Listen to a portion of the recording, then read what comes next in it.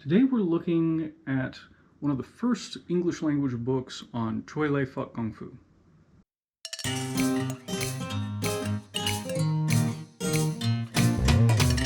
Hi guys, my name is Joe and welcome to Fighting Words, the martial arts library. On this channel I review martial arts books and talk about other martial arts related subjects. The subject for today's review is Choy Li Fut Kung Fu, published in 1985 and authored by Dok-Fai Wong and Jane Hallander. As far as the authors go, Dok-Fai Wong is a pretty well-established instructor in both Choy Li Fut as well as Tai Chi Chuan, and to this day heads up his own organization in, I believe it's San Francisco. And Jane Hallander, unfortunately, has passed away. I actually remember reading about that when it happened. Prior to that, she had studied Tai Chi as well as Choy Li Fut under, actually, Dok-Fai Wong, and had been a writer for magazines like Inside Kung Fu. I believe she won an award for Writer of the Year, and she co-authored several martial arts books. Now, the early chapters of the book really go into the history of Choy Li Fut, specifically looking at ultimately the Hung Sing branch of Choy Li Fut. Of course, most of this is going to be oral history. The art itself was founded in the early to mid 1800s. The authors decided to include an entire chapter about, you may have heard this thing about Choy Li Fut, but actually the lineage is like this. Which, I can understand why that might be important to someone, but I've seen enough weird lineage trash talking over the years that I don't know how much credence to give something like that. Continuing with the theme of the history and traditions of Choy Li Fut, it actually has an entire chapter, although it's brief, talking about the altar that you will see in Choy Li Fut schools and the significance of the banners on either side of it. We get a relatively short chapter on the basic training and principles of Choy Li Fut, including the various sounds that the Choy Li Fut practitioners emit when they execute various strikes, and a list of provisions and restrictions that a student should have. Most of these are common sense, like you should have good stamina and you should have good nutrition. And then you should be celibate to preserve your chi. The first chapter on techniques goes over, it says that it goes over footwork. What it really covers primarily is stances, and each of these stances get a photograph in addition to about a paragraph worth of a write-up. It also covers some kicking techniques. Most of those only get a few sentences to describe it. They are not really photographed or illustrated at all. And then we get onto a rather extensive chapter on the various fists of Choy Li Fut. Now, these include some of the various hand shapes in Choy Li Fut, including, like the leopard fist and the phoenix eye fist with that extended index finger, though they typically use a fist with the thumb pressed across the top knuckles. From there it goes over various types of attacks and defenses. Again, at first, closed fist strikes get the bulk of the attention in the beginning chapters, then it goes into palms. Some of these palm techniques are actually defensive techniques like blocks and deflections. Some of them appear to actually be locks, like wrenching the arm. Both sections actually show some forearm strikes as well. Following that's a brief chapter on weapons.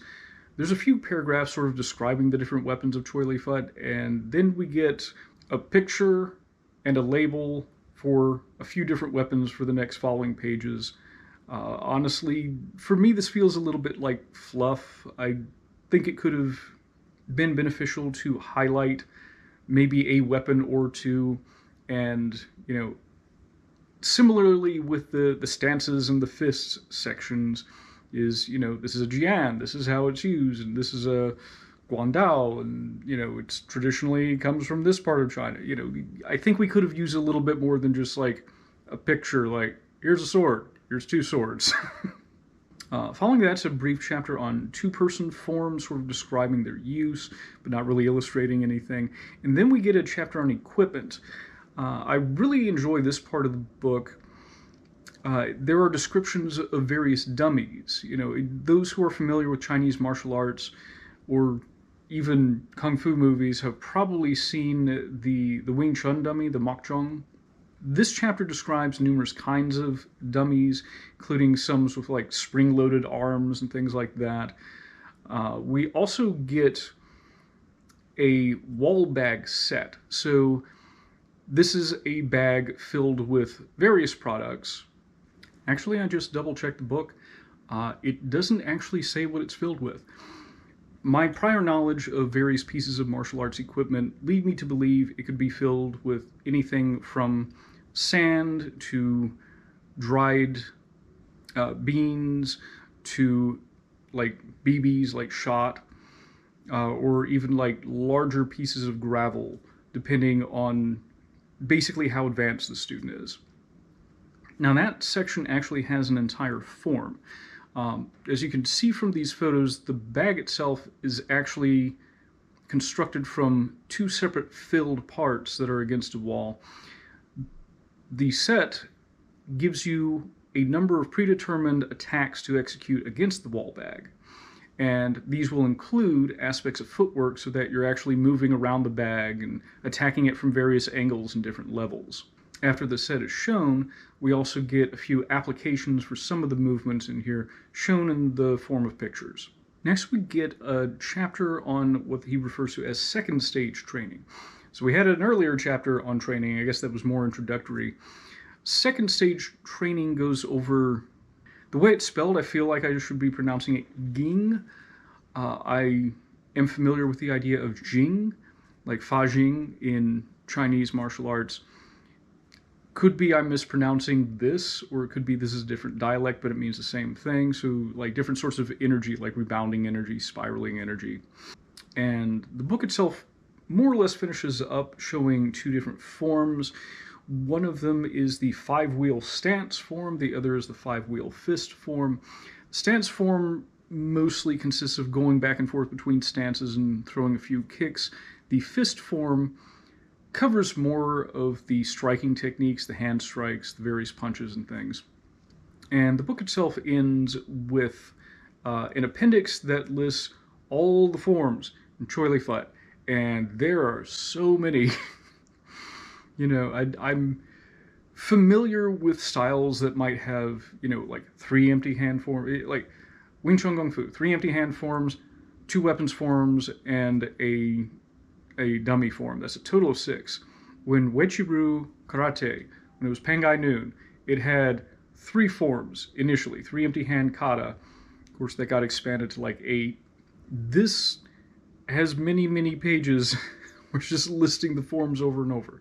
And we're talking solo empty hand forms, solo weapons forms, paired empty hand forms, and paired weapons forms. And of course, dummy sets. They have forms for the individual dummies, much like Wing Chun Kung Fu.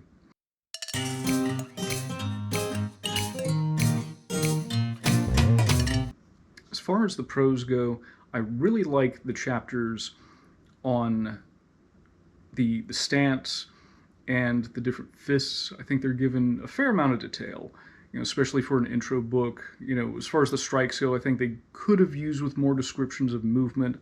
I actually recently had, time of recording, an online conversation with someone about one of the punches. I'm like, isn't this a hook? He's like, it's more of an overhand. That wasn't made obvious by the photo or the description. But in general, I think that those are pretty strong chapters. I actually really like the wall bag routine, as I mentioned before. Even if you don't practice Choy Li Fut, I think that this is something where you could take what they're doing and using other striking equipment, like perhaps karate's makiwara, perhaps even a heavy bag or a standing bag. You know, you could use this as sort of inspiration, even if you didn't want to do the entire thing as it's set out in the book, or you could try to practice it as it's set out in the book. And I think that it would add an interesting striking routine into what you're doing. And finally, in general, I think that there are pretty clear instructions when it comes to the forms and the sets, accompanied by pretty clear pictures.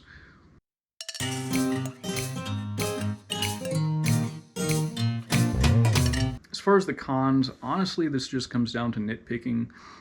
I called out the weapons chapter. I think that definitely could have been fuller, and we just don't get a whole lot of that.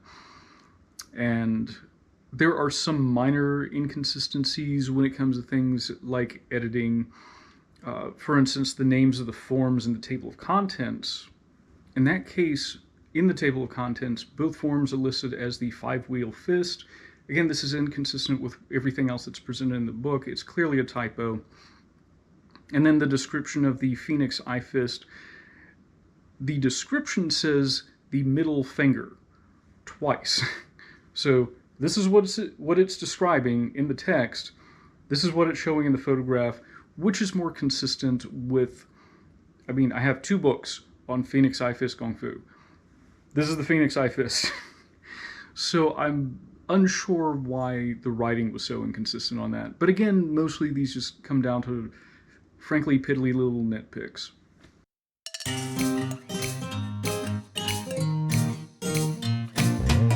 As far as recommendations go, I think that this is a good introduction to Choy Li Fut. I wish there were more English language books on Choy Li Fut. I don't know of a whole lot.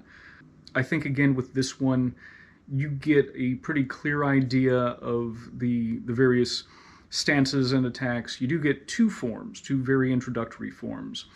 And, of course, that wall bag set, which, yeah, I wish I had a hanging pad right now so, I could actually, go through and maybe practice it a bit. I thought that looked cool. So yeah, pretty good introductory text. And if you do have something like a heavy bag or a makiwara, and you do want to practice different strikes on it, maybe using this set as inspiration, or even trying to copy it, again, I think that's a pretty interesting exercise. So, if you like my content, if you like the video, please consider giving it a like and a share. Comment on it if you'd like to. Tell me what you thought about my review, what you think about Choy Li Fut.